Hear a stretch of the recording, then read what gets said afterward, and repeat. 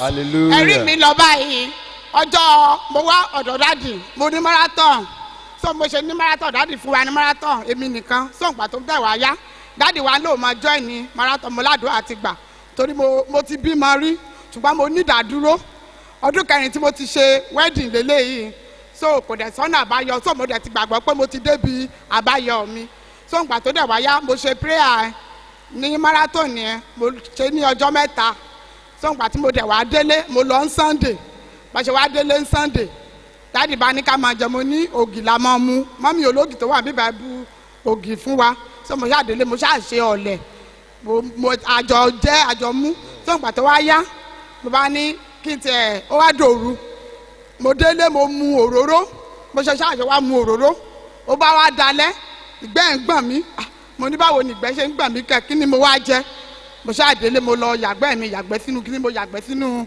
pọtí so mo ṣáà ṣe yàgbẹ́ ìgbẹ́ tí mo kọ́ fẹ́ máa yà ìgbẹ́ ẹ̀ bó ṣe ká bí ejò lélẹ̀ wá dúdú mo wá ní ẹ̀rù wá bà mí kò sí iná mo wá lọ mú tọ́ọ̀ṣì mo ní dáàdì ẹ̀ fún mi tọ́ọ̀ṣì yẹn jẹ́ ń wo nǹkan tó jáde lára mi o mo bá wò ó mo ṣáà bẹ̀rẹ̀ tú ìgbẹ́ mi ni mo wá mú gbálẹ̀ tó wà nù bedroom mo bẹ̀rẹ̀ sí túká mo tú bẹ̀rẹ̀ sí rí gbogbo àwọn ọ̀tá àwọn òkúta wíyín kékèké mo ṣáà tútù ìyẹlẹ tó lọ báyìí yẹn mo ṣáà wá rí nǹkan yẹn dẹ irin bí eyín tá fi ń kan léyìí ìṣó mo wá rí náà wà nulẹ̀ ẹ̀rù bá bà mí mo bá ní kí wọ́n lọ sọ fún dáàdì pé ìka báyìí mo máa rí nínú ilé mo wá fọ kíní yẹn mo ní dáàdì mo ní kó wo nǹkan tí mo rí nínú ìgbẹ́ tí mo yà mo ní mo túká ni o mo ní mo mọ̀ọ́mọ̀ túká so mo wá dúpẹ́ lọ́wọ́ Ọlọ́run pé ogun tí mo ti ń rù kọ́ látọjọ́ yìí ogun ọjọ́ pípẹ́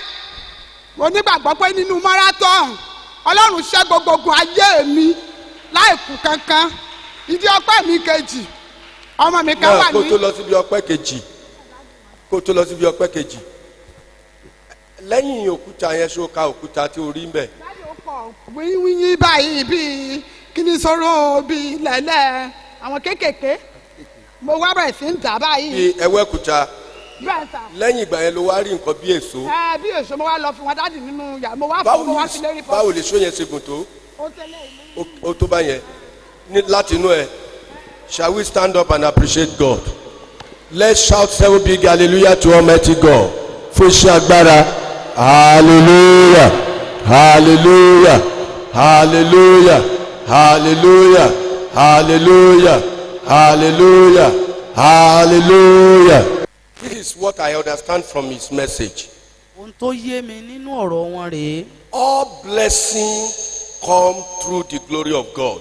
Gbogbo ìbùkún látinú ògo Ọlọ́run ló ti ń jáde wá. Ṣẹ́rí tí ògo Ọlọ́run ò bá tí ì bò yín.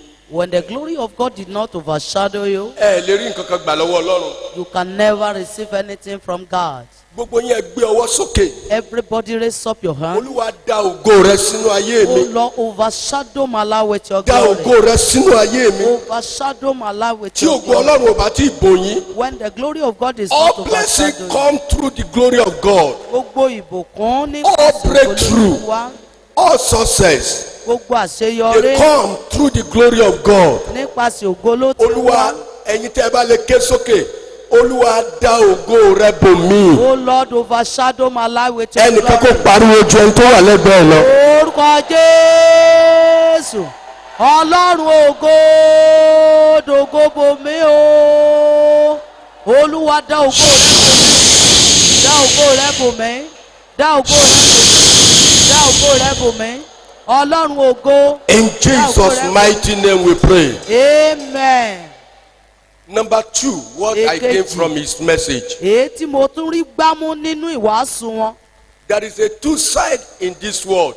Nǹkan méjì, ipa méjì ló wà nú ayé yìí. Side A and B.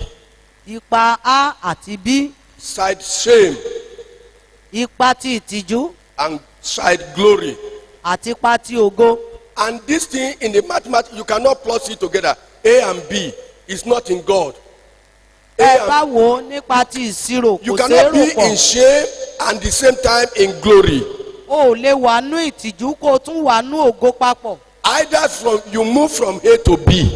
Yálà kó kúrò níbi ìkan bọ́ sí kejì. You move from shame to glory. ìyẹn ni pé kó kúrò nínú ìtìjú wọnú ògo lọ. When you are poor, you are still shame. bó o bá já láìní ìtìjú If ni. you are a barren, you are in shame.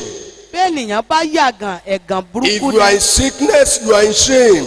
bí èèyàn bá wà tí ò ní sẹ́ ìtìjú If ni. you are poor, no money, no job, no husband, no wife, no children, you are inside A, which is shame. bí ènìyàn bá wà kò lọ́mọ kò lọ́kọ kò ní sẹ́ kò lówó ó ń bẹ níyà àti há. We have tàbí two ní sides. ìtìjú. We have two sides. We have two A ní sides. ojú méjì Side ló wà. A and B. ipa A àti B. Side A is shame. nípa Side B ti is A glory. ìtìjú ni ti B ó ní ògo. This one you will pray and jump into glory. eléyìí ẹ gbàdúrà yẹn ẹ Oh fọwọ́ Lord, olúwa. move me from shame to glory. èmi láti inú ìtìjú wọnú ògo lọ. Can you see me? Oh Lord, olúwa. move me from shame to glory. èmi láti inú ìtìjú wọnú ògo Shall we pray lọ. that prayer now? orúkọ jésù. Oh Lord, move me from shame to èmi glory. láti inú ìtìjú wọnú ògo lọ. olúwa tìmẹ́ láti inú ìtìjú wọnú ògo lọ. olúwa mú mi láti inú ìtìjú wọnú ògo lọ. olúwa mú mi láti inú ìtìjú wọnú Move me ògo from lọ. shame to glory. olúwa Move me from shame to glory. Move me from shame to glory. mú mi láti inú ìtìjú wọnú ògo lọ. olúwa. In Jesus' mighty name we pray. Amen. Before you can be moved from shame to glory, kí ènìyàn tó lè tinú ìtìjú you wọnú must ògo. understand shame. You must understand glory. òye ń tà ń pè ní ìtìjú ayé èèyàn. I want to say òye this ń tà ń one pè ní in ògo ayé èèyàn. Yoruba. Sir, 15 years ago, listen, mommy. 15, I know what they call shame. I knew shame. I knew shame.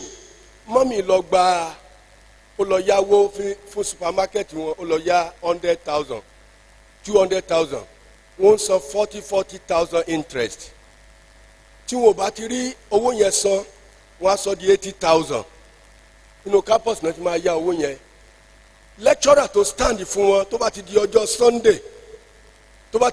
Sunday àwa páàkì mọ́tò ẹ̀ sísàlẹ̀ tí mo bá ti mínísítà lọ ohun tó máa ń sọ ni pé ṣe bẹ́ẹ̀ gbọ́rọ̀ yẹ wa ẹ̀mú wa ṣé tó mo bá rí tó bá ti páàkì mọ́tò ẹ̀ tán mo ń preach lọ́wọ́ ni o preaching mo ń ṣe ti preaching lọ màá dẹ̀ wálẹ̀ ohun tó máa jáde lẹ́nu mi ni pé mi ní mọ̀gbà tí màá sọ sínú máì pé onígbèsè dé sí mẹ́sẹ̀gì nìyẹn shame ìtìjú. ẹni tó bá experience ẹ̀ tó bá rí ẹni tó wà nù shame á gbàdúrà fún.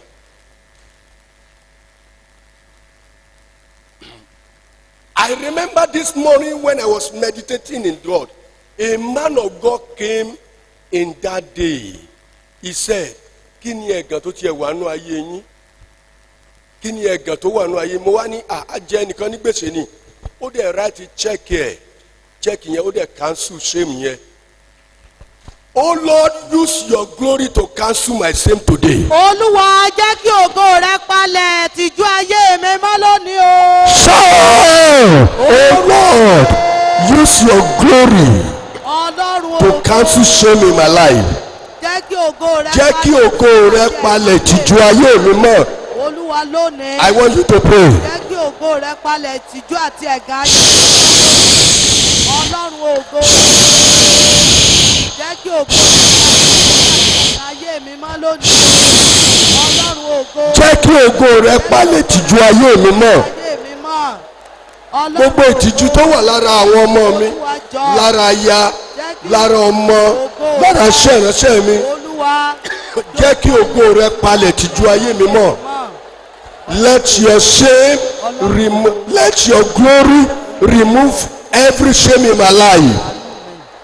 olúwa jẹ́ kí ògo rẹ palẹ̀ ẹ̀gàn àti àbùkù ayé ìṣàánú fún mi. In Jesus' mighty name we pray.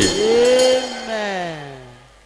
I like the way you pray that prayer. Put your hand together for Jesus. ẹ pàtẹ́wọ́ ńlá fún jésù.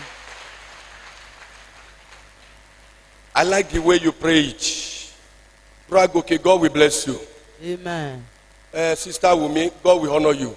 Amen. Listen, ẹ jọ̀ọ́ sà, kì í ṣe mo sanra lógo, kì í ṣe pé mo wọ aṣọ tó dá lógo. When we talk about the glory, tí ẹni tó lógo bá wọ aṣọ not 1,000 reflects in your tó bá wọ clothes. aṣọ 1,000 ẹni tí ò lógo bá wọ aṣọ 500,000 wọn ò ní rí wọn ò ní rí ẹni tó bá lógo ìwọ aṣọ tó wọ expensive náà nítorí pé ó lọ wọ aṣọ búburú yẹn ó wọ aṣọ tí ò da yẹn ìyẹn gan ni ògo tún máa mú káwọn èèyàn wọ̀ ẹ dá mi lóhùn. Bẹ́ẹ̀ni, wọ́n ká pókè, wọ́n ká pókè.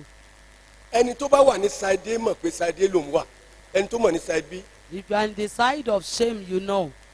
When you are in the glorious side, you know.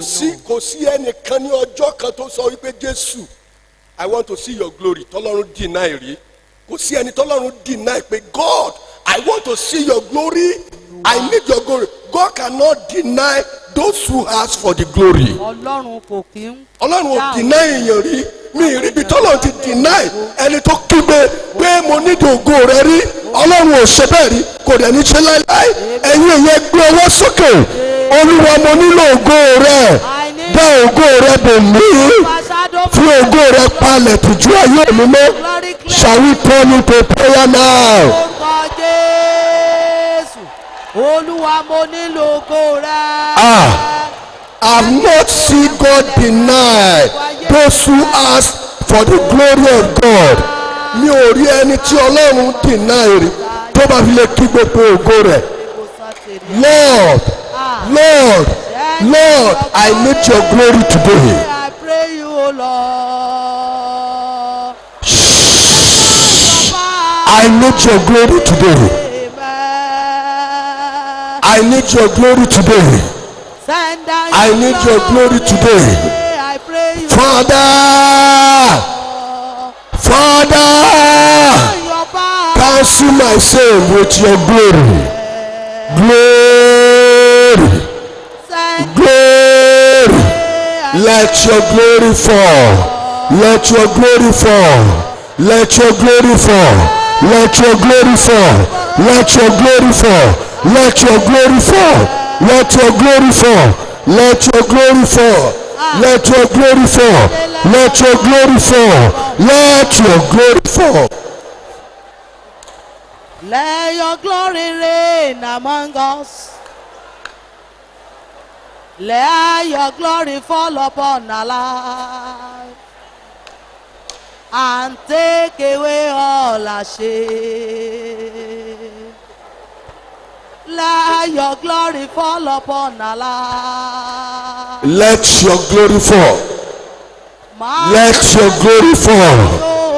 Let your glory fall today.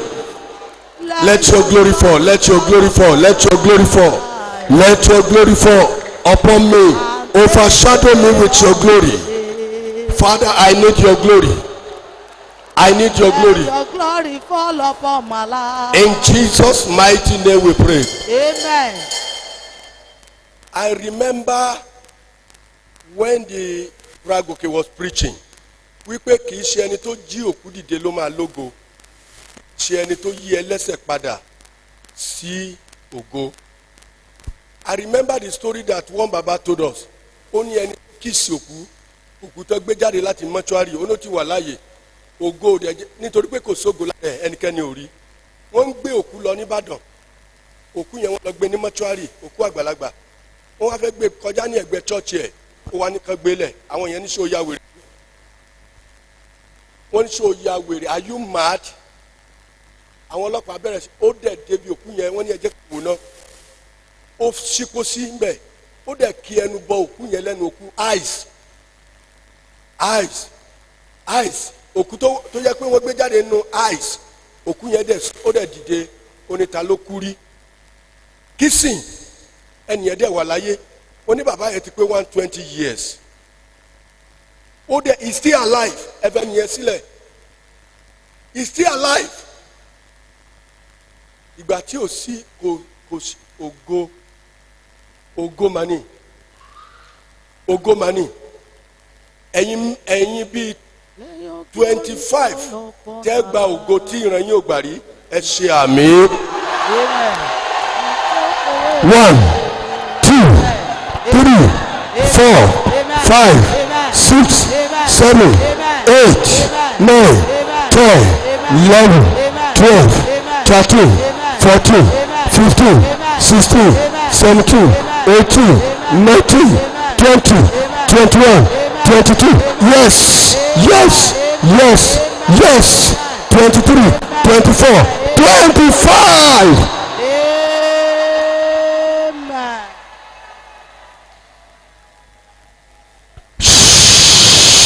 Glory fall upon our life.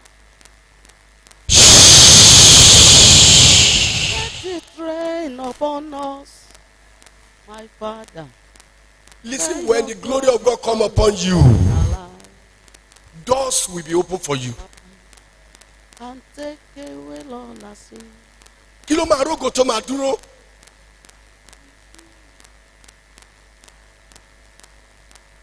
I remember in those days around 3 a.m. títí di sin sáà kò sí ibi tí mo wà tí mi ní rántí ọjọ́ ògo yẹn 3 a.m. that time kò sí irú oorun tí mo lè sùn kò sí irú oorun tí mo lè sùn tí 3 àwa bá mi lóru oorun no tó bá kú 1 minute màá mọ̀ ó dẹ̀ ní nǹkan tó máa ń ṣẹlẹ̀ láàrin ìgbà tó gò yẹn wá there was a great light nobody can open to see that light around 3 a.m. great light that you cannot open your eyes and see it. Ẹ la ojú yín kẹ́ wò mí ògo yóò yálé ẹ lónìí. Amen.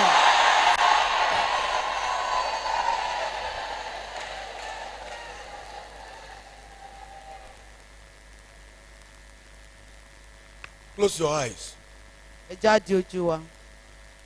There is what they call Ichabod in the Bible. Nǹkan kan wà tá à ń pè ní kábòdù nínú Bíbélì. That is when the glory empty. Ìyẹn ni pé nígbà tí ògo bá ṣòfo, What caused Ichabod kí ló ń fa kábòdù? is a sin. Ẹ̀ṣẹ̀ ni. When your life is full of sin, the Nígbà glory tí of ayé God rẹ will not bá enter kún your fún life. ẹ̀ṣẹ̀, ògo Ọlọ́run ò ní wọnú ayé rẹ. If you are here, Tó bá wà ń bì, you used to lies. ó máa ń parọ́. You used to lie. Not all the time, but sometimes, or the spirit will just come upon you and you lie. You Èmi ni lie. You are a àkànbalẹ̀ liar. wa máa parọ́. Raise up your hand here. If you Ìnáwó. want God to deliver you from lies. Tí o bá fẹ́ kí Ọlọ́run gba ẹ́ kúrò ní irọ́, nawọ́ ẹ sókè. Ìwọ tí ẹ̀mí àgbèrè máa ń ronú nú ẹ, the spirit will just be looking at the part of the woman. Ìwọ ẹ̀mí àgbèrè, ó máa ń wá sọ́kàn ẹ bó tiẹ̀ ṣe tàbí o ṣe bọ̀ tó máa ń wá. Raise up your hand. If you don't pay your tithe, raise up your hand.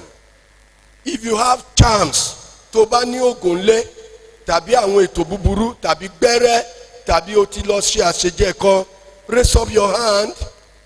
If your life is full of pride, o ṣáà máa rí pé ẹ̀mí ìgbéraga máa ń gbé ẹ wọ̀. Ọyọ ìbágbátà ó máa ń sọ̀rọ̀ èèyàn lẹ́yìn ẹ̀mí yẹn ò fẹ́ kó jáde ẹ̀mí tọ́kì ẹ̀mí ẹlẹ́dẹ̀ ẹ̀mí èpè ó máa ń ṣépè. Raise up your hand. Ó yan òdì ó máa ń yan òdì ẹ̀mí yẹn sọ wípé Olúwa tó bá dẹ̀ jáde lónìí tó dẹ̀ sọ fọlọ́run mi ò yan òdì mọ́ ògo á dẹ̀ wọnú ayé ẹ̀ ẹ̀yin tẹ́ náwó yín yẹn máa bọ̀ níta kí n sáré gbàdúrà fún yín ká tó máa lọ. I want to pray for you. Come and kneel down here. Bí o ṣe ń bọ̀ yẹn máa jẹ́wọ́ ẹ̀ṣẹ̀ fún Ọlọ́run. Confess your sin. Confess your sin. Ìwọ tó ti ṣẹ́yún. Come and confess your sin. Ìwọ tó ń parọ́, come and confess your sin. Ìwọ tó ti ṣe ìrìbọmi. Come and tell God that you will go for baptism by water. Come and tell God. Come and confess your sin to God that you will not do that again. Wá sọ fún Ọlọ́run pé ò ní ṣe bẹ́ẹ̀ mọ́. Come and confess your sin today. Open your mouth. Ẹ di ojú yín kí ẹ bẹ̀rẹ̀ sí jẹ́wọ́ ẹ̀ṣẹ̀ yín fún Ọlọ́run. Say, God, I confess my sin to you. Have mercy upon me. I will not do that again. My daddy, have mercy upon me. Daddy, have mercy upon me. Ọlọ́run mi ṣàánú fún mi, mi ò ní ṣe bẹ́ẹ̀ mọ́. dádì mi ẹ gbà mí ẹ má bínú sí mi ẹ gbà mí ẹ má bínú sí mi ẹ gbà mí ẹ má bínú sí mi. Father, we thank you, Lord. In Jesus' mighty name we pray. Amen. Now, am I telling me? Jésù Ọlọ́run. Jésù Ọlọ́run. Ẹ pé Jésù yẹn dáadáa. Jésù ọmọ Ọlọ́run. Ọlọ́run pé mo wá síwájú yín láti jẹ́wọ́ ẹ̀ṣẹ̀ mi. Mo wá síwájú yín láti jẹ́wọ́ Kí n àwọn má bàa ẹ̀ṣẹ̀ sọ mi. ògo nù. Kí n má bàa sọ ògo nù. Mo ti jẹ́wọ́ ẹ̀ṣẹ̀ yìí o. Mo ti jẹ́wọ́ ẹ̀ṣẹ̀ yìí o. Dáríjì mi. Dáríjì mi. Ẹ̀jẹ̀ Jésù ẹ pè ní ìgbà mẹ́ta. Ẹ̀jẹ̀ Jésù. Ẹ̀jẹ̀ Jésù. Ẹ̀jẹ̀ Jésù. Wẹ ẹ̀ṣẹ̀ mi mọ́. Wẹ ẹ̀ṣẹ̀ mi mọ́. Mi ò ní ṣe bẹ́ẹ̀ mọ́. Mi ò ní ṣe Ẹ bẹ́ẹ̀ pé mọ́. ẹ̀mí mímọ́ ní ẹ̀mẹ́ta. Ẹ̀mí mímọ́ o. Ẹ̀mí. Ẹ̀mí mímọ́ o. Ẹ̀mí mímọ́ o. Kọ orúkọ mi sínú ìwé ìyè. Kọ orúkọ mi sínú ìwé ìyè. Mú ẹ̀gàn àti àṣìṣe mi kúrò. Mú ẹ̀gàn àti àṣìṣe mi kúrò. Ẹ pé oore ọ̀fẹ́ lẹ́ẹ̀mẹ́ta. Oore ọ̀fẹ́. Oore ọ̀fẹ́. Oore ọ̀fẹ́. Fún mi ní oore ọ̀fẹ́ láti bá ọ rìn Kristi. Fún mi ní oore ọ̀fẹ́ láti bá ọ rìn Ẹ Kristi. sọ wípé àmín lẹ́ẹ̀méje. Àmín, àmín, àmín, àmín, àmín, àmín, àmín lórúkọ Jésù. Because you confess your sin today, I hand over you to Holy Spirit, my daddy, my teacher, my comforter, pastors of all pastors and prophets of all prophets, to teach you and to guide you. And I pray that Holy Spirit will write your name in the book of life. Go and sin no more. You are cleansed and washed and sanitized and purified with the blood of Jesus. In Jesus' mighty name we pray. Amen. You can go back to your seat. Ẹ jẹ́ fíìlì kìíní tó wà lọ́wọ́ yín yẹn. Now, aṣọ tẹ́lẹ̀ kan wà o. Everybody stand on your feet, take your Bible.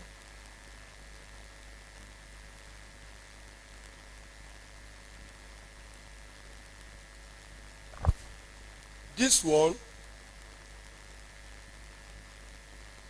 àwọn press ò ní sọ pé èmi mo sọ bẹ́ẹ̀ o. They will know that it was written in the Bible. Jésù Ọlọ́run ló sọ bẹ́ẹ̀. And they cannot arrest God. This is what God has for Nigeria. Haggai chapter 2. Haggai chapter 2, verse 22. Haggai chapter 2. This morning God was speaking to me concerning the nation. And I will overthrow the throne of the kingdoms.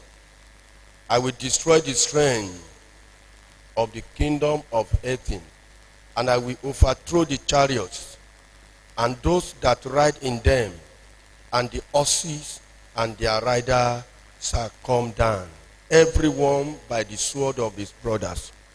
Èyí ni ọ̀rọ̀ tí Kristi kọ sílẹ̀. Ó jẹ́ ìsọtẹ́lẹ̀ èyí tí Ọlọ́run sọ fún orílẹ̀-èdè Nàìjíríà nínú ìwé Ágárì nínú ìwé mímọ́. Orí ìkejì ẹsẹ̀ ìkejìléníogún tí ó wí pé èmi ó sì bí tí àwọn ìjọba ṣubú. Ẹ sọ pé àmín. Èmi ó sì pa agbára ìjọba kèfèrí run. Ẹ sọ pé àmín. Èmi ó dojú àwọn kẹ̀kẹ́ dé. Àmín. Àti àwọn tí ó ń gùn wọ́n àti ẹṣin àti ẹlẹ́ṣin yóò ṣubú. Olúkúlùkù nípa idà arákùnrin rẹ̀. Ẹ̀yin tó bá lórí spirit kó lọ máa interpret ẹ̀ lọ́kàn ẹ̀. I don't want to say anything again. This word no man can change it. It's for Nigeria. Kan ò lè yí padà. That is Haggai chapter 2 verse 22. That is what my God spoke to me this morning. Ohun tí bàbá ọ̀run tó bá bàbá wa sọ láàárọ̀ nìyí. Read it in Yoruba again. Ìwé Ágáì orí ìkejì ẹsẹ̀ ìkejìléníogún. Ó kà báyìí pé èmi ó sì bí tí àwọn ìjọba ṣubú. Èmi ó sì pa agbára ìjọba kèfèrí run. Èmi ó sì dojú àwọn kẹ̀kẹ́ dé àti àwọn tí ó ń gùn wọ́n Àti ẹ̀sìn. àti ẹṣin àti àwọn ẹlẹ́ṣin yóò ṣubú. Olúkúlùkù nípa idà arákùnrin rẹ̀. Àmín. That's for your country. This one is for you. Second Thessalonica chapter 1 verse 6. Second Thessalonican chapter 1 verse 6.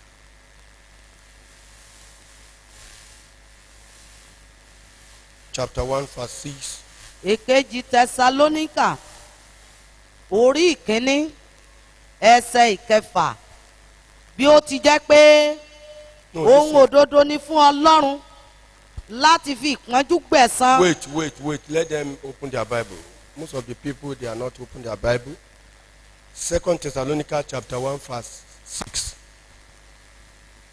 èkejì tẹsalóníkà This one is for us. orí That ìkíní prophecy is for us. Yes. èkejì tẹsalóníkà orí ìkíní ẹsẹ̀ ìkẹfà ìyẹn ni ìsọtẹ́lẹ̀ fún gbogbo àwọn ọmọ aṣẹ́gun pé bí ó ti jẹ́ pé ohun òdodo ni fún ọlọ́run wa láti fi ìpọ́njú gbẹ̀san lára àwọn tí ń pọ́n wa lójú. Àmín. Let's stand up. Underline ẹ̀kẹ́kọ̀ọ́ dé tí o ní sí. Underline it. Láti ó ní òun yóò fi ìpọ́njú gbẹ̀san lára àwọn tó ń pọ́n ẹ lójú. If you know the meaning, you will say a big amen. Amen. That one, no man can change it. No man can change it. Read it again. èkejì tẹsalóníkà orí ìkíní ẹsẹ̀ ìkẹfà bí ó ti jẹ́ pé ohun òdodo ni fún ọlọ́run láti fi ìpọ́njú gbẹ̀san lára àwọn tí ń pọ́n wa lójú. Àmín. Now you will not stand now upon the word of God. Kì bá ṣe ọmọ ìyá tàbí ọmọ bàbá tàbí ilé àna tàbí ilé ìyá tàbí ilé bàbá tàbí ládùúgbò tàbí láàrin ọ̀rẹ́ tàbí láàrin ìjọ, gbogbo ẹni yòówù tó jẹ́, Olúwa pọ́n wọn lójú. Gbogbo ẹni tó ń pọ́n ọ lójú, Oh Olúwa Lord, fi ìpọ́njú gbẹ̀san lára afflict wọn. those that afflict my Ẹ má life. ṣàánú ẹnikẹ́ni o. Don't beat Gbogbo ẹni tó ń anybody. pọ́n mi lójú, Whosoever that Olúwa afflicts fi my ìpọ́njú life. gbẹ̀san lára wọn. Oh Lord, avenge me from them with affliction.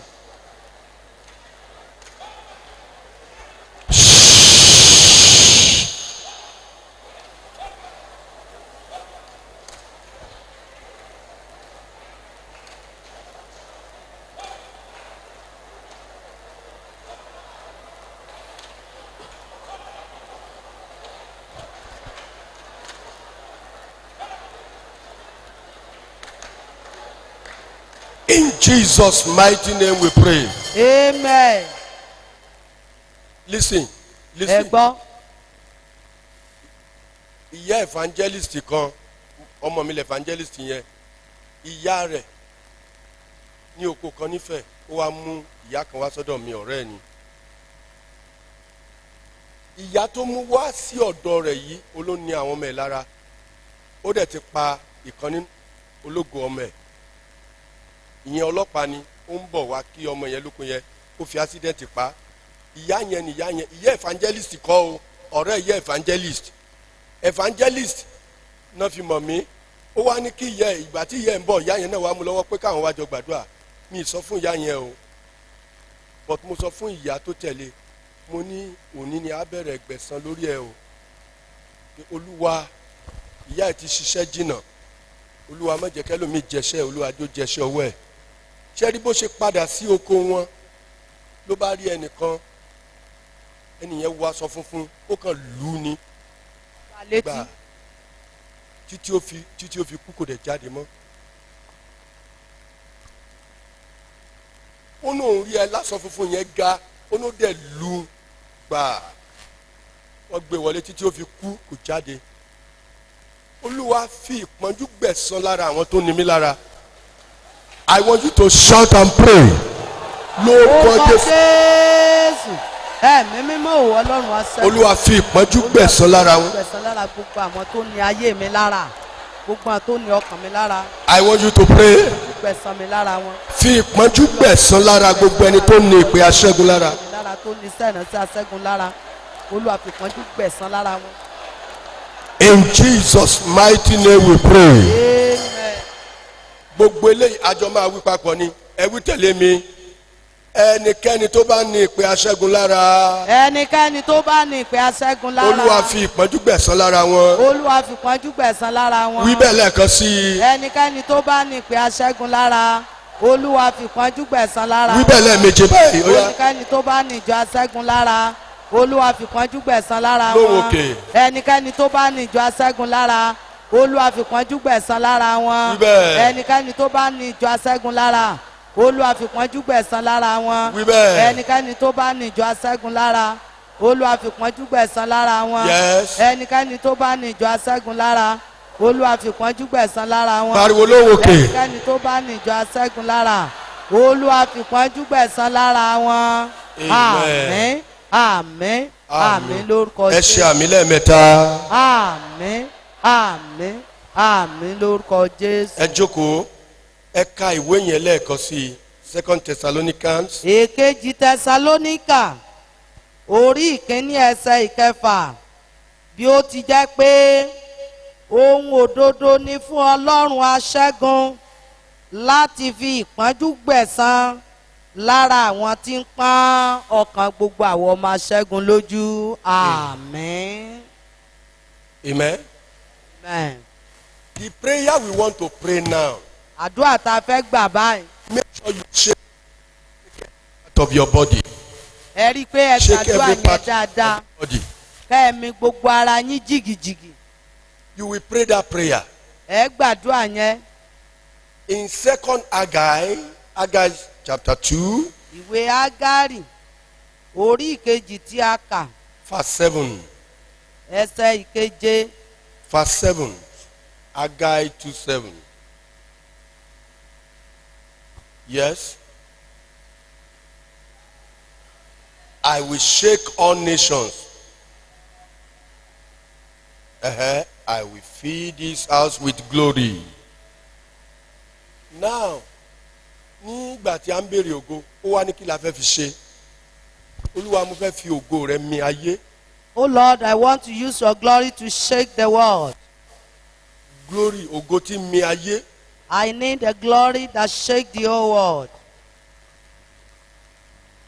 Ògo tí kìíní o. The glory that will shake the world. Ẹ gbà dáadáa o, ẹ gbà Pray dáadáa that o. prayer very well. Ṣé bẹ́ẹ̀ ṣe ń wò mí yìí? Ògo ẹlòmíì ò kọjá inú ọjà Mọ̀dẹ́kẹ́. Ògo ẹlòmíì ò kọjá inú ọjà Ìlọ́rọ̀. Ògo ẹlòmíì ò kọjá inú ọjà Afẹ̀. N ò tiẹ̀ wá tún mọ̀ nínú ọjà Afẹ̀. N ò mọ̀ lọ́jà Mọ̀dẹ́kẹ́. Ògo rẹ̀ ò kọjá inú yàrá ẹ̀. But there are some glory that will shake the nation. The glory that will shake the nation. Ògo tí mi ayé. Tẹ́ ẹ bá ti bí àwọn ọmọ ẹ ti máa mọ ọmọ tó gbọ́ ẹ máa mi ayé. Àwọn kan ògo wọn ò lè mi kọjá ibi tí wọ́n wà yẹn. But téèyàn bá béèrè fún ògo tó mi ayé, ojú ẹsẹ̀ lòkìkí ẹ̀ máa kàn. The glory that will shake the nation. Ògo tí mi ayé, wọ́n ní kí gbogbo wa máa dìde ní ìsìn la máa béèrè fún. Ògo tí ṣe kí ni o? Ògo tí ṣe kí ni o? Mo ẹ jẹ́ kí n wá sọ fún yín, wọ́n ẹ̀ jí gbé o. You don't see that glory. Ẹ dá mi lóhùn. Wọ́n jí ògo ẹ lọ, ògo ẹ ò ju báàgì kan lọ ni. Do you get what I'm saying? Wọ́n gba ògo rẹ, ògo ẹ ò ju báàgì kan lọ ni wọ́n gbà á. Kò ní wait. Ògo tí mi ayé bo lè yẹn fẹ́ gbà sí.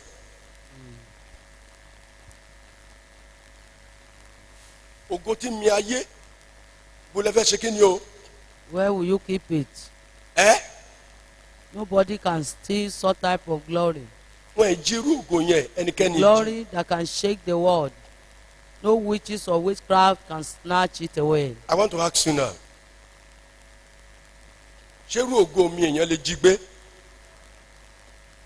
Bó ló ti fẹ́ lò ó? Ọrùn wúwo. Ẹ dá mi lóhùn. Wọ́n lè disturb ẹ̀ tẹ́ ẹ bá gbàdúrà. But they can stop it if you don't pray. Wọ́n lè má jẹ́ kó rìn If Gbogbo they can't kó wà steal lójú it, kan. but they Ṣùgbọ́n can tó bá ti stop lè it. gbàdúrà ó But tán. if you can pray, your glory will shine. Praise the Lord. Hallelujah. Shout a big hallelujah. Amen. Amen. Amen. Now kán ní owó kún gbogbo inú ilé yìí kí wọ́n dẹ̀ sọ wípé bí owó ṣe kún gbogbo inú ilé yìí kó jẹ́ dollars kí wọ́n dẹ̀ tá ẹ̀ kó jẹ́ pé èèyàn ò lè yẹ ẹyọ kankan bẹ̀ kán dẹ̀ ní èèyàn kan fẹ́ gbé ẹ́ ṣé èèyàn lè jí lé gbé nǹkan tí mo ń sọ nìyẹn a máa gbà wípé Olúwa fún mi ní ògo tó mi ayé Oh Lord, give me the glory that shakes the lẹ́yìn ìgbà yẹn world. wa máa gbàdúrà against àwọn agbára tó ń da ògo wa láàmú tí èèyàn bá ní ògo ńlá wọn lè dà láàmú ṣùgbọ́n àti prayer kọ́lọ́run fi ìpọ́njú gbẹ̀san lára wọn àwọn náà tó bẹ̀ láti da ògo ẹ̀ láàmú ẹnikẹ́ni tó bá ní òun ní ògo wa lára Ọlọ́run kó fi ìpọ́njú gbẹ̀san lára wọn. Amen. ẹ béèrè ẹ gbé ọwọ́ yín sókè Olúwa fún mi ní ògo tí mi ayé Oh Lord, give me glory that ògo shakes tí the mi world. ayé. The glory that shakes Shall we pray? Shall we pray? Orúkọ Jésù.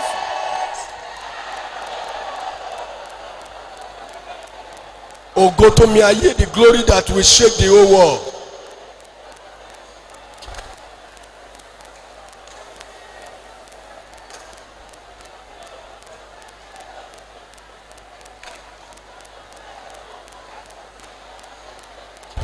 Ògo tí mi ayé, ògo tí mi ayé àti ọ̀run. In Jesus' mighty name we pray. Amen. Èkejìlá gbogbo ẹni tó ní ògo mi lára Olúwa fi ìpọ́njú gbẹ̀san lára wọn. As many people that afflict my glory, Shall we turn it to prayer now? me from them. Gbogbo ẹni tó ní ògo mi lára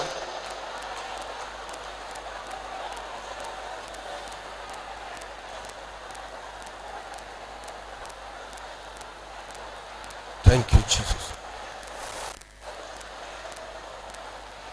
Gbogbo ẹni tó ní ògo mi lára Olúwa fi ìpọ́njú gbẹ̀san lára wọn.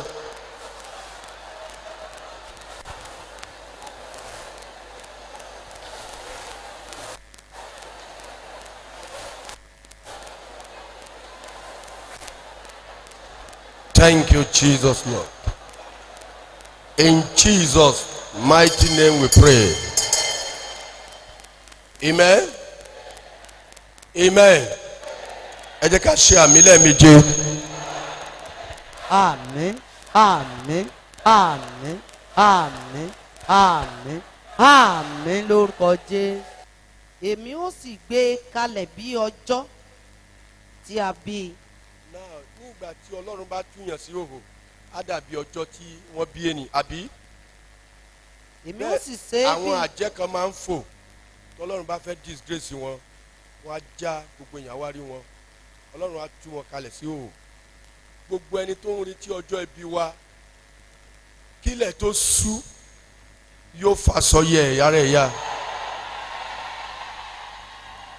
Gbogbo ẹni tó ń retí ọjọ́ ìbí wa ládùúgbò wa nílé ìyá nílé bàbá nílé àná níbi iṣẹ́ wa kílẹ̀ tó ṣú yóò fàṣọ ara ẹ̀ ya.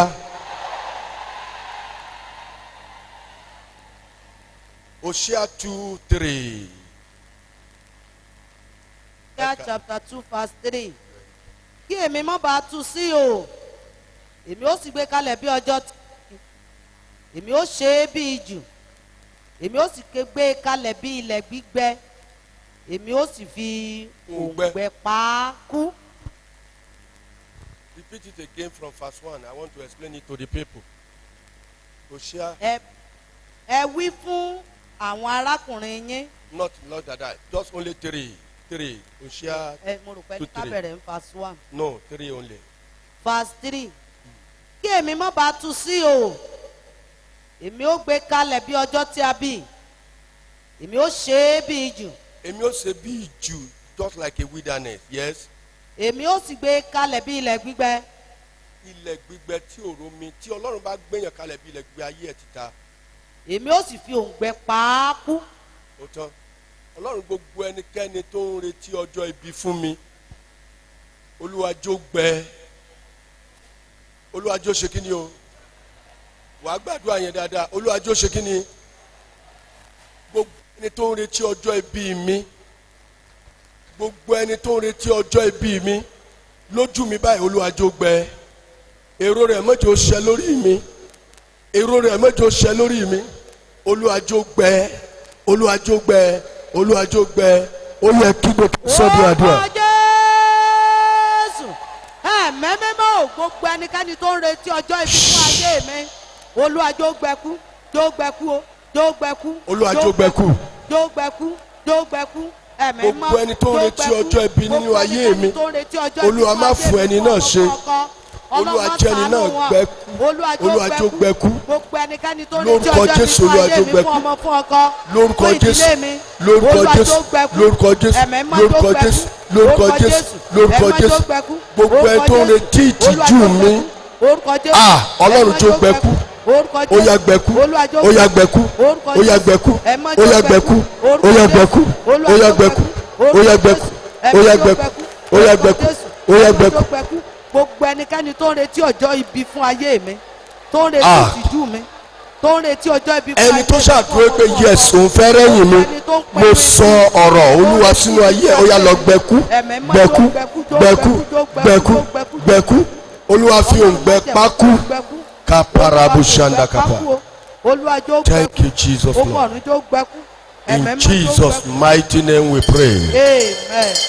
tá a bá fẹ́ gba àdúrà rúùmù ti wà ní ìsàlẹ̀ bóyá o fẹ́ lọ ọjọ́ mẹ́ta ọjọ́ mẹ́rin gbọ́ ẹ̀rí tí màmá yẹn sọ àwọn ènìyàn bíi 51 or 52 àwọn náà ṣe marathon ní ọ̀sẹ̀ tó lọ ọ̀sẹ̀ tó tẹ̀lé àwọn èèyàn bíi 70 every weekend làwọn èèyàn wá ń ṣe marathon program bẹ́ẹ̀ wọ́n dẹ̀ ní yàrá tí wọ́n máa ń wà gbọ́ nǹkan tó wá ṣẹlẹ̀ sí ó ní bó ń ṣe mu òróró lẹ́yìn marathon ẹni tó ń wá ọmọ tí òkúta wẹ́wẹ́ àti ìso 3 wà nínú ẹ̀ kò lè dúró ọmọ ò lè dúró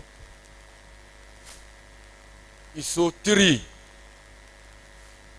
tó bá ṣe family planning nǹkan tó máa ń fi sílé ọmọ gan kì í ju kékeré báyìí lọ ọmọ ò dẹ̀ ní dúró nítorí nǹkan tó wà ń bẹ̀ yẹn káwa tó sọ pé ẹni tí nǹkan tó gùn tó bá yẹn wà nínú ẹ̀ bó lọ́mọ fẹ́ dúró síbẹ̀ bọ́tà ayé mà le o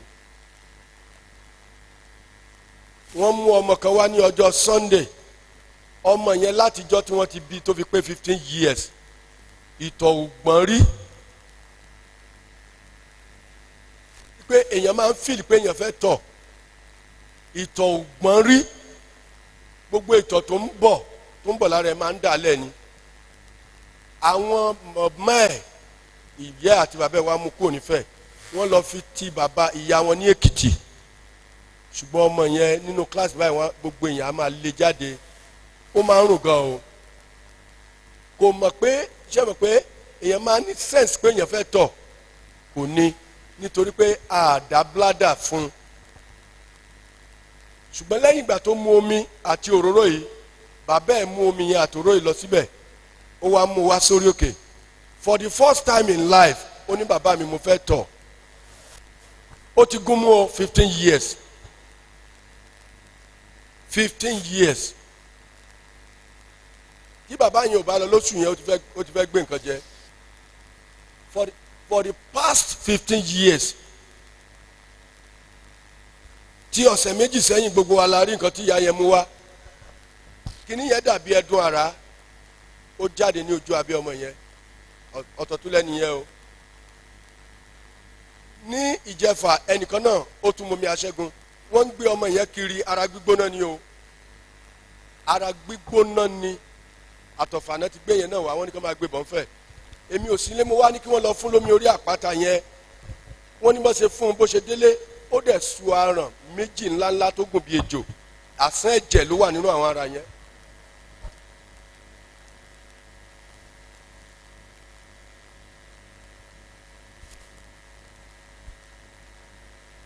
nǹkan tí ayé ń gbé síra wọn lára pọ̀ o tí ìwọ náà bá ti mú omi tó bá ti wọnú sísítẹ́ẹ̀mù ẹ gbogbo irinṣẹ́ tí ayé fi sí ẹ lára gbogbo ẹ á máa jáde.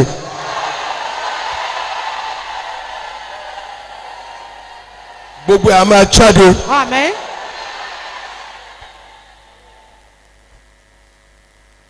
ẹ gbọ́ nǹkan tí ìyá yẹn náà wí ó ní bóun ṣe mu òróró yẹn òun dẹ̀ gbọ́ pé mo fẹ́ yàgbẹ́ àgbàlagbà lọ sọ sínú pọ́tì ọlọ́run ló fún lóye yẹn òye ọlọ́run ni bó ṣe yàgbẹ́ ó wá ń túwò ló wá bá òkúta wẹ́rẹ́ ìyẹn ò tó wá jọ lójú tí wọn bá fi ìṣó yẹn hàn irin yẹn irin bó ló fẹ́ dúnú èèyàn ṣé family planning la máa pè é ni ẹ gbé ọwọ́ yín sókè ẹ lọ kọ sílẹ̀ pẹ̀lú àdúrà tá a gbà lónìí kó tó di Friday ọ̀pọ̀lọpọ̀ nínú wa ti máa rí ayọ̀ a ti máa dá láyọ̀.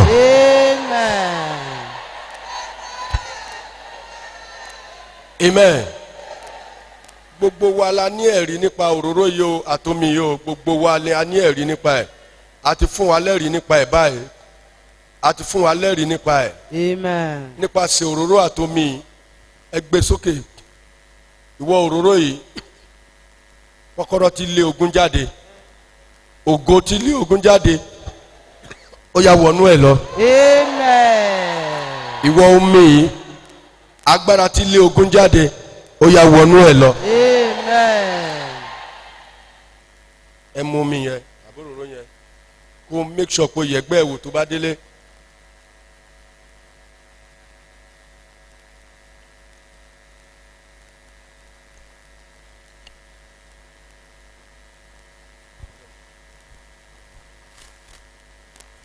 ṣé ẹ ti ṣe tán cover it ẹ gbé sílẹ̀ ẹ má jẹ́ kó dànù ẹ cover ẹ̀ but nǹkan tẹ́ ẹ máa wò ni pé gbogbo nǹkan tí ayé fi sára ènìyàn tí ò jẹ́ kó lálàáfíà tí ò jẹ́ kó rógòlò gbogbo ẹ̀ máa bá ìgbẹ́ àti tọ̀ jáde bó bá fọkún bó bá làágùn ó máa bá jáde. Amen. ẹ nawọ́ sí èmi náà kẹ́ wá pray fún mi. Orúkọ Jésù. Amen. ẹ jẹ́ kí n fún yín ní prayer point náà ó dà ètò ẹ bá fẹ́ tí Ọlọ́run bá fún yín yẹn ó yẹ gbà fún mi. Shall we pray? Orúkọ Jésù. Gbà á bí ẹ̀mí mímọ́ bá ṣe fún ẹ. I want you to pray according to the leading of Holy Ghost.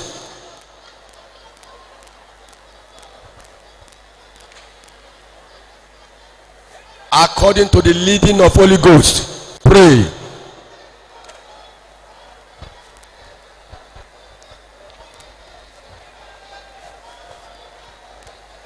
Thank you, Jesus, Lord. In Jesus' mighty name we pray. Amen. Ẹ gbàdúrà yìí dáadáa. Gbogbo ẹnikẹ́ni tó bá ní ẹ̀yẹ àwọn ọmọ ẹ̀ ò ní sojú ẹ. Pray this prayer very well. Kọ́lọ́run fi kú ìyàpá. Whosoever that say that the blessing of your Gbogbo ẹni tó bá ní children ẹ̀yẹ ọmọ mi ò ní sojú mi. with your eyes. Ọlọ́run tí mo ní lórí òkè kó fi kú ìyàpá. Without mercy. Ẹ gbé ọwọ́ sókè kẹsàn án di àdúrà. Orúkọ Jésù. Gbogbo ẹnikẹ́ni ènìyàn kéènìyàn tó bá ní ẹ̀yẹ àwọn ọmọ mi ò ní sojú mi. Ẹ kúkú yà, ẹ kúkú yà, ẹ kúkú yà, ẹ kúkú yà, ẹ kúkú yà, ẹ kúkú yà, ẹ kúkú yà, ẹ kúkú yà, ẹ kúkú yà. In Jesus' mighty name we pray. Amen. Ẹ pe orúkọ Jésù ẹ gbàdúrà yẹn náà fún mi ó yẹ náwó sí mi pé Ọlọ́run Ọládélé. Ọlọ́run Ọládélé. Gbogbo ẹnikẹ́ni tó bá ní ẹ̀yẹ ọmọ Ọládélé ò ní sojú Ọládélé. Gbogbo ẹnikẹ́ni tó bá ní ẹ̀yẹ àwọn ọmọ Ọládélé Abíọ́dún ò ní sojú wọn. Olúwa fi kú ìyàpá ẹni náà. Olúwa fi kú ìyàpá ẹni náà. Ẹ wí bẹ́ẹ̀ lẹ́ẹ̀mẹ́ta. Orúkọ Jésù. Gbogbo ẹnikẹ́ni tó bá ní ìṣerere àwọn ọmọ Ọládélé Abíọ́dún ò ní sojú wọn. Olúwa fi kú ìyàpá wọn o. Orúkọ Jésù. Gbogbo ẹnikẹ́ni tó bá ní ìṣerere àwọn ọmọ Ọládélé Abíọ́dún ò ní sojú wọn. Olúwa fi kú ìyàpá wọn o. Lórúkọ Jésù. Gbogbo ẹnikẹ́ni tó bá ní ìṣerere àwọn ọmọ Ọládélé Abíọ́dún ò ní sojú wọn. Olúwa fi kú ìyàpá wọn o. In Jesus' mighty name we pray. Amen. Ẹ ti ń gbógo lọlé o. Amen. Ológo kì í bá olófo rìn o. Do you get what I'm saying? Yes, sir. Ológo kì í bá olófo rìn. Tó bá ti rí pé ènìyàn kan ògùn owó lélẹ́ ń ṣe ilé wòlíì kan ló ń lọ ilé nǹkan ológo ìbò olófo rìn torí olófo lè sọ ológo di olófo. Ẹni tó bá gbé aṣọ funfun lọ́wọ́ kì í bélé porin o oníyanjú má bà tèmi jẹ́. Ẹ gbé ọwọ́ yín sókè. Olófo tí ó ba ògo yín jẹ́ ẹ ní bá pàdé. Amen.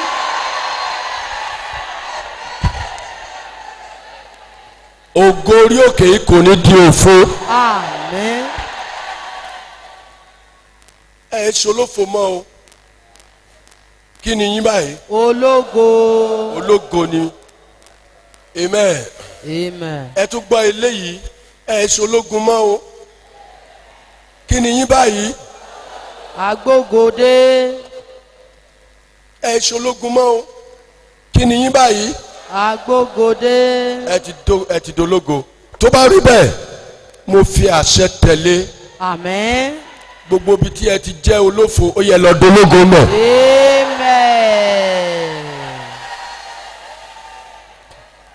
Ẹ̀yin náà gbé ọwọ́ yín sókè gẹ́gẹ́ bí abiyamọ ẹ wí tẹ̀lé mi. Gbogbo ẹnikẹ́ni Gbogbo ẹnikẹ́ni. tó bá ní ó yọ ògo Ọládélé lẹ́nu. Tó bá lóun ó yògo Ọládélé Abíọ́dún lẹ́nu. Olúwa sọ wọ́n dolófo. Olúwa sọ wọ́n dolófo. Kí ẹ sì fi kú ìyà pa wọ́n. Ẹ sì fi kú ìyà pa wọ́n. Ó yẹ wí bẹ́ẹ̀ lẹ́ẹ̀méje. Gbogbo ẹnikẹ́ni tó bá lóun ó yọ ògo Ọládélé Abíọ́dún lẹ́nu. Olúwa fi kú ìyà pa wọ́n. Kẹ́ ẹ sọ wọ́n dolófo. Gbogbo ẹnikẹ́ni tó bá lóun ó yọ ògo Ọládélé Abíọ́dún lẹ́nu. Pray. Olúwa fi kú ìyà pa wọ́n. Kẹ́ ẹ sọ wọ́n dolófo. Gbogbo ẹnikẹ́ni tó bá lóun ó yọ ògo Ọládélé Abíọ́dún lẹ́nu. Olúwa fi kú ìyà pa wọ́n. Kẹ́ ẹ sọ wọ́n dolófo. Gbogbo ẹnikẹ́ni tó bá lóun ó yọ ògo Ọládélé Abíọ́dún lẹ́nu. Olúwa fi kú ìyà pa wọ́n. Kẹ́ ẹ sọ wọ́n dolófo. Gbogbo ẹnikẹ́ni Thank you, tó bá Jesus. lóun ó yọ ògo Ọládélé Abíọ́dún lẹ́nu. Olúwa fi kú ìyà pa wọ́n. Kẹ́ ẹ sọ wọ́n dolófo. Thank you, Jesus. Gbogbo Pray. ẹnikẹ́ni tó bá lóun ó yọ ògo Ọládélé Abíọ́dún lẹ́nu. Olúwa fi kú ìyà pa wọ́n. Kẹ́ ẹ sọ wọ́n dolófo. Thank you, Gbogbo Jesus. Thank you, ẹnikẹ́ni Jesus. tó bá Thank you, lóun ó yọ ògo Ọládélé Abíọ́dún lẹ́nu. Olúwa fi kú ìyà pa wọ́n. Kẹ́ ẹ sọ wọ́n dolófo. Gbogbo ẹnikẹ́ni tó bá ní ó tó yọ bá lóun ó yọ ògo ògo Ọládélé Abíọ́dún lẹ́nu. Olúwa fi kú ìyà pa ẹni Olúwa fi kú náà. ìyà pa wọ́n o. Kí o sì sọ wọ́n dolófo. Ẹ sọ wọ́n dolófo. Ẹ sọ pé àmì lẹ́ẹ̀mẹ́ta. Àmín. Àmín. Àmín lórúkọ Jésù Kristi. Àwọn tó bá fẹ́ rí mi jọ Thursday ní counseling ẹ jẹ́ kí gbogbo wa náwó wa. Lẹ́nìkan bá dé ọjà ló bá lọ sọ pé mo ti kúrò nú ẹ̀gàn bọ́ sínú ògo mo ti kúrò ó ní I move from shame to glory. Nọ́mbà Sunday lẹ́ni yẹn jẹ́ làwọn ará ọjà bá ń sọ pé Sunday from shame to glory from shame to glory from shame to glory from shame to glory ọmọ yíbò ni o tẹ́lẹ̀ ìbádé wọn a máa jó wájú ẹ̀ yẹ̀yẹ́ náà fi ṣe o yẹ̀yẹ́ gidi àwọn unbeliever born again ẹni bọ́ yẹn ó ní from shame to glory from shame to glory from shame to glory from shame to glory ṣe nígbà tí wọ́n máa ṣe bẹ́ẹ̀ láàrin ọjọ́ márùn-ún lẹ́nìkan bá wá já kọ̀ǹténà kan sínú ọjà yẹn ló bá ní Sunday ló máa já fún ẹni tí ò ní ọjà ń ṣọ́ọ̀bù ẹ̀ ṣe rí gbogbo àwọn tó jó tó fi ṣe yẹ̀yẹ́ yẹn gbogbo wọn ló wá kí ìsíwájú ṣọ́ọ̀bù ẹ̀ láti gbọ́jà ṣẹ́rí gbogbo àwọn tó ní òní bí lọ yẹn kọ́kọ́rọ́ oúnjẹ wọn ti wà lọ́wọ́ ẹ̀. Àmín.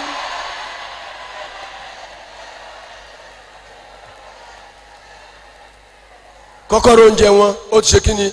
Ó ti wà lọ́wọ́ mi. kọ́kọ́rọ́ ẹ̀ máa ń wà lọ́wọ́ yín kọ́kọ́rọ́ àlàáfíà wọn gan ti wà lọ́wọ́ ẹ̀. Amen. tó o bá gbọ́ wọlé wọn kò lè sàn. bẹ́ẹ̀ náà ni Ọlọ́run fi kọ́kọ́rọ́ àlàáfíà Sọ́ọ̀lù sí ọwọ́ ta ni. Ọwọ́ Dáfídì. ọwọ́ Dáfídì. Let me release you for the glory to manifest. Amen.